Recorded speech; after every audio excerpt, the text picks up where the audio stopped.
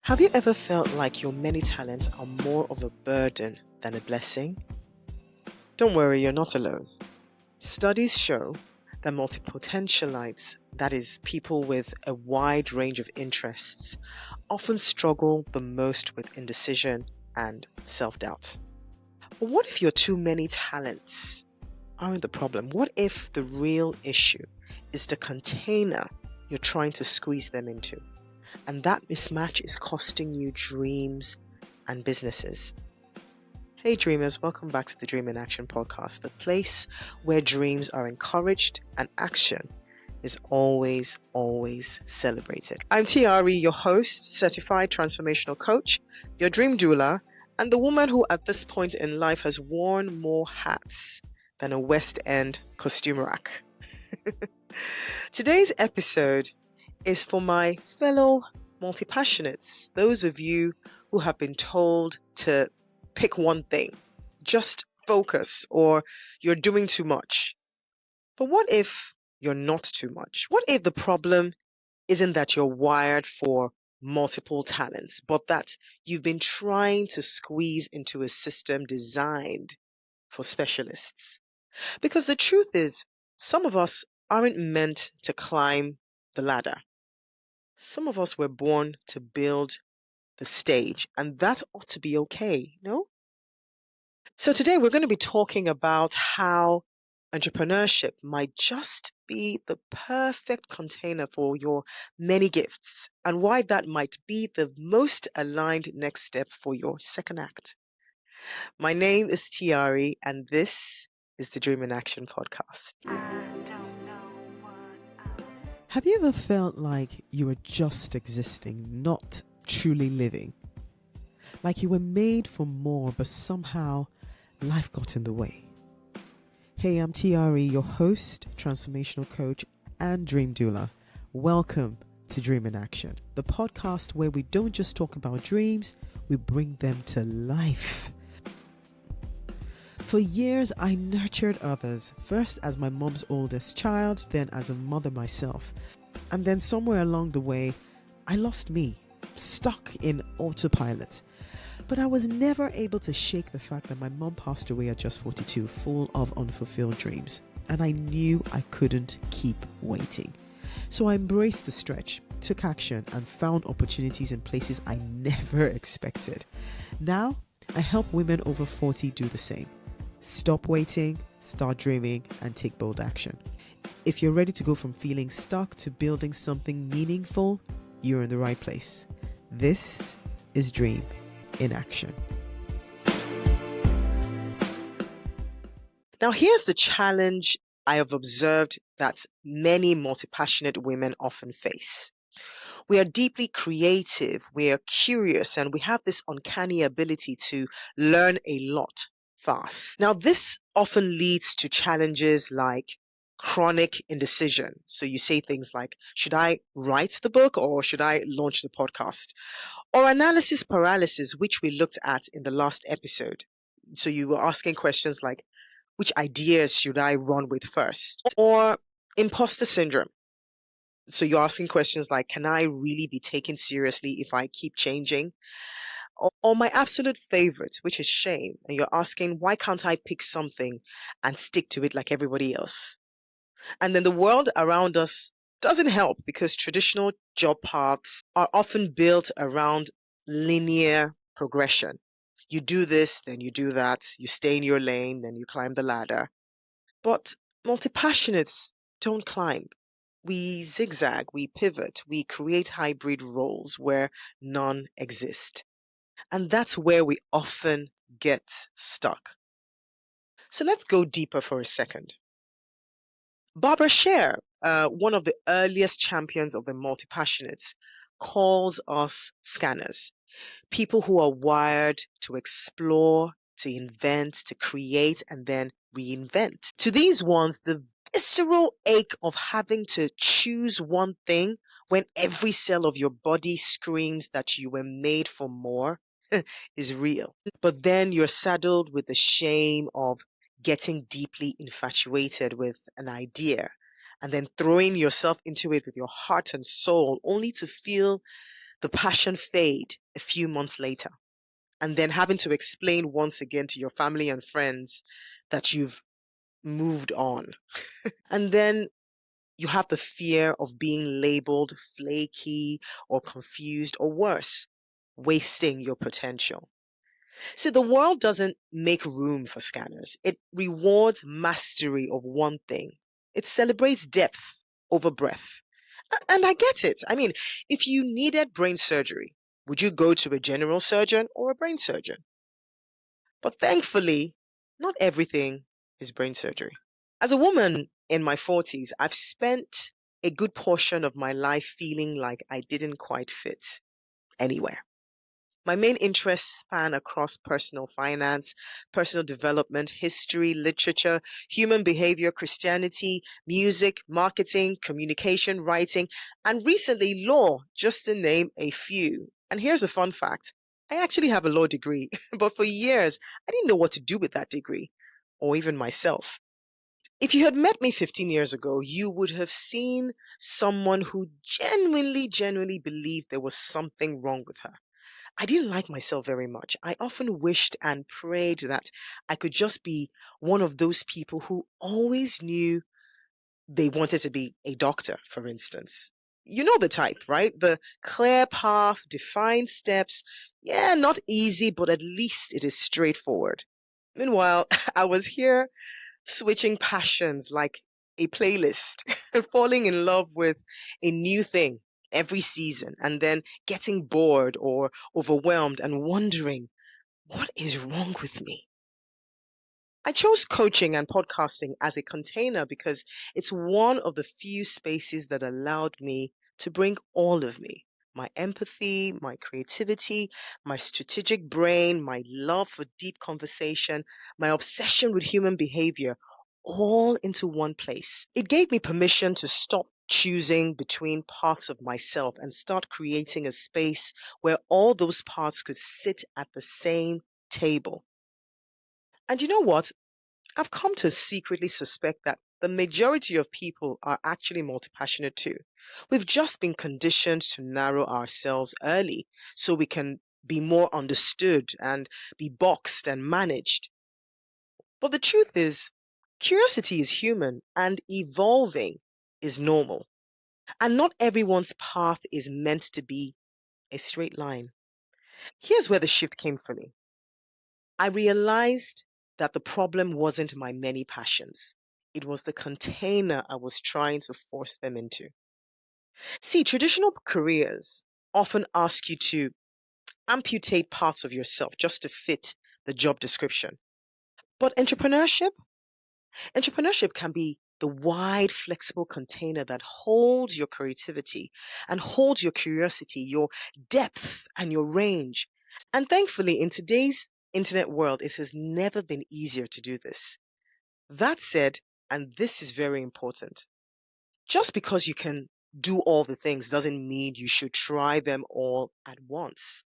This is something I shared in the last episode, and it is worth repeating. You don't have to abandon your multi-passionate nature. Far from it. But you need to pick a focus for now. Not forever, not as a life sentence, just as a starting point.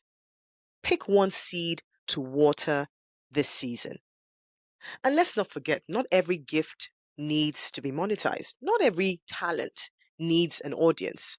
Some passions simply exist to bring you joy, to make your life richer, not necessarily to become your brand. You can be known for one thing and still do many things. You're allowed to have a niche and a life.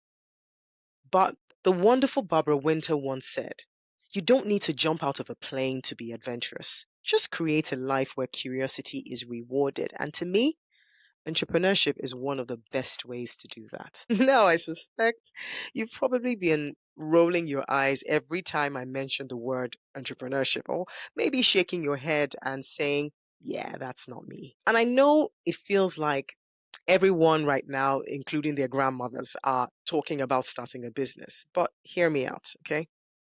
Yes, it is a buzzword right now. Yes, it is trending. But buzzwords become buzz for a reason. And in this case, the reason is real. It's because entrepreneurship, when you strip away the social media filters, the 6 figure in 6 weeks nonsense, and the pressure to go viral, it's not just about starting a business. It's a mindset, it's a way of seeing the world. It's about choosing to take ownership of your time and your gifts, your creativity and your impact. It's about refusing to wait for permission. It's about realizing that you don't need to be hired to be useful. For me, entrepreneurship is the vessel that finally allowed me to breathe. It gave me the freedom to weave all my passions into a life and a body of work that actually felt like me, money or not. And the beautiful thing is, I don't have to be known for all of it. Now, some of my passions will pay me, and then others will sustain me spiritually, emotionally, and creatively. You're allowed to have layers. You're allowed to be multi, depending on how you call it in your neck of the woods. And you're allowed to be more. What entrepreneurship did for me and what it can do for you is give your gifts somewhere to go. But let me also say something deeply unpopular in this internet world of quit your 9 to 5 and live your dream culture. Yes, I'm a staunch believer in dreams, but I also respect the 9 to 5. Not everyone needs to or even should quit their job tomorrow to pursue a passion project. Sometimes your job is the investor in your dream. Sometimes it's the stable foundation that buys you time to figure things out. Sometimes it's the structure that gives you enough breathing room to experiment with that side idea you've been toying with in your head. You can fail forward, you can try again without the crushing pressure to make it profitable overnight. Trust me, been there, done that, not worth the stress, trust me. The truth is, the 9 to 5 itself doesn't kill dreams. It's fear that does. I read a story recently of a lawyer who calls herself an artist, but clearly wasn't into the whole starving artist persona. Her day job is as a solicitor, and she wove her painting around it. I know balancing both from experience must be a dance of wills sometimes, but that's her life, and she's living it. Because let's be real, starting your own business won't automatically give you time freedom either, especially not at first. In fact, in the early days, it will likely demand more from you than any job you've ever worked. What it can give you, especially as a multi-passionate woman in your 40s, is creative autonomy, a blank canvas, a sandbox to play in and shape your own narrative. Entrepreneurship is what allows you to say, I don't have to narrow myself to fit someone else's idea of success. I get to define it for myself. And like I've said, you don't have to monetize every gift. You just need to channel one for now. And that's not a contradiction. That's wisdom.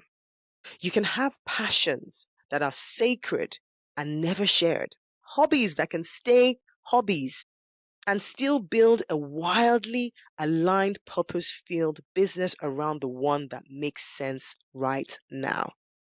And no, you don't need to have it all figured out. You just need to choose a starting point. Because action brings clarity, remember? And clarity creates momentum. And momentum is what changes everything. So here's what we've covered today, my dear dreamers. Being multi-passionate is not a character flaw. Please get that out of your mind today. It's not something you grow out of. It's a part of how you were wired. It means you see the world in layers. You're the kind of person who doesn't just want to exist. You want to explore, to contribute meaningfully, creatively, and fully. And yes, that can sometimes feel like a curse, especially when the world keeps telling you to pick a lane. But the truth is, like the late Barbara Sher wrote in her book, Refuse to Choose, you're not someone who needs to get focused. You are someone with many gifts, and the world needs people like you. Emily Wapnick calls us multipotentialites people with many paths, many passions, and the ability to thrive at the intersections of them all. And then the late Barbara Winter, a champion of creative self-employment and who I was so fortunate to have on the podcast just a few months before she passed. She reminded us that you don't have to be a workaholic to make a living doing what you love. You just need the courage to start, to choose one thing for now, not forever. And as someone with too many interests to list in one breath, I want to tell you that your too muchness is not the problem. You are not too much. You've just outgrown a world that insists you be less. So maybe, just maybe, entrepreneurship isn't about becoming this new person. Maybe it's about finally coming home to who you've always been. Hey dreamer, quick pause. If this episode is stirring something in you, but you're not sure how to start, I've got you. Grab my free dream activation kit. It's your first bold step out of confusion and into clarity. Inside, you'll get the Spark session, a guided audio to help you reconnect with what you really want, my dream discovery workbook to map it all out, and Dream Speak, a short affirmation track to boost your belief again. This isn't fluff, my friend. It is fuel, and it is completely free. DM me the word dream on Instagram at HeyTiari or head to the link in the show notes. All right, back to the episode.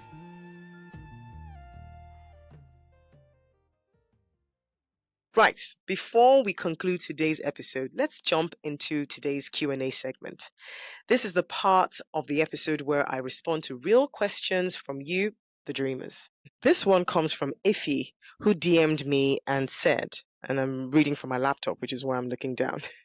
T, how do I choose a career path when I have so many interests and none of them feel big enough to commit to? Thanks, Ify, for being brave enough to DM me to start with. It is such a good question, and I totally get where you're coming from. Every idea feels exciting for 5 minutes, right? But then you second guess whether it's the one.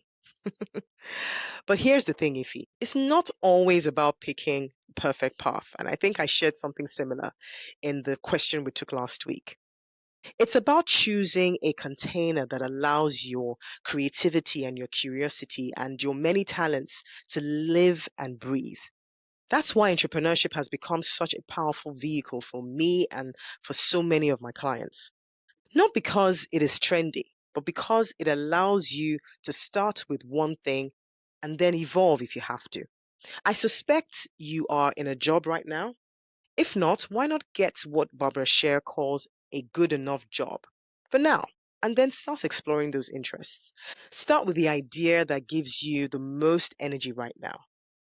That's the one that's going to be the easiest to start, the one that you're most curious about. And then as one gains more traction, you can throw more weight behind it until it is an organism that can stand on its own 2 feet. And I want to remind you of something I said in the last episode.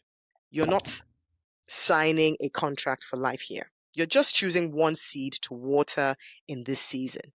Okay? If you want to get your question answered on the podcast, then DM me on Instagram at HeyTiari or email me at info@tiari.com.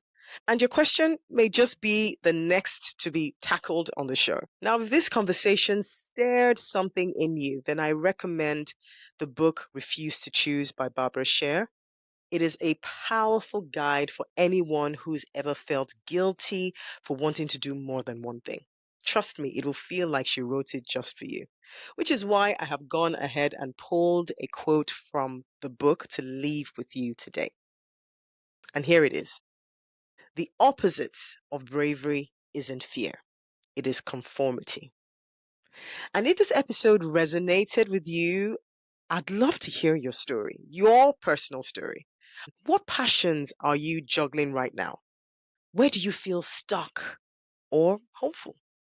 DM me on Instagram at HeyTRE again, or drop me a comment under the YouTube version of this podcast. And if you haven't already, download the free Dream Activation Kit. It's packed with tools to help you gain clarity, confidence, and finally take action on your idea.